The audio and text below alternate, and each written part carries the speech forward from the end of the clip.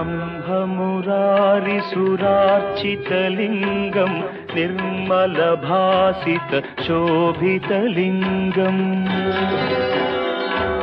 जन्मजदुःखविनाशकलिङ्गं तत्प्रणमामि सदा शिवलिङ्गम्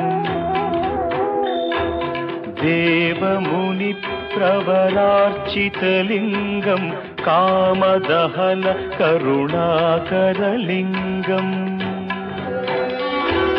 रावणदर्पविनाशकलिङ्गं तत्प्रणमामि सदा शिवलिङ्गम्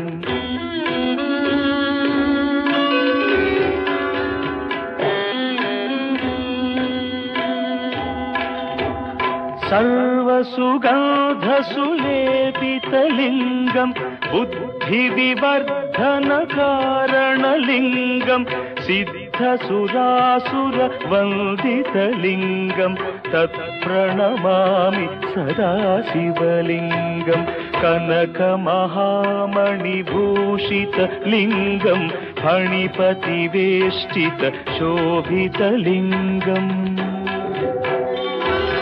दक्षसुयज्ञविनाशनलिङ्गं तत्प्रणमामि सदा शिवलिङ्गम् कुङ्कुमचन्दनलेपितलिङ्गं पङ्कजहार सुशोभितलिङ्गम् सञ्चितपापविनाशनलिङ्गं तत्प्रणमामि सदा शिवलिङ्गम्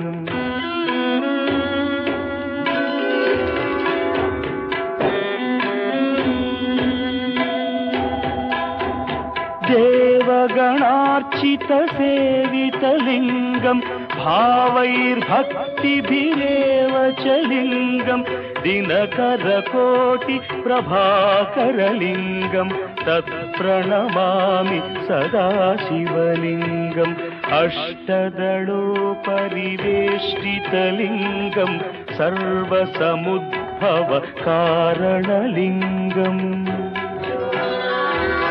अष्टदरिद्रविनाशनलिङ्गं तत्प्रणमामि सदा शिवलिङ्गम् सुरगुरुसुरवरपूजितलिङ्गं सुरवनपुष्प सदार्चितलिङ्गम्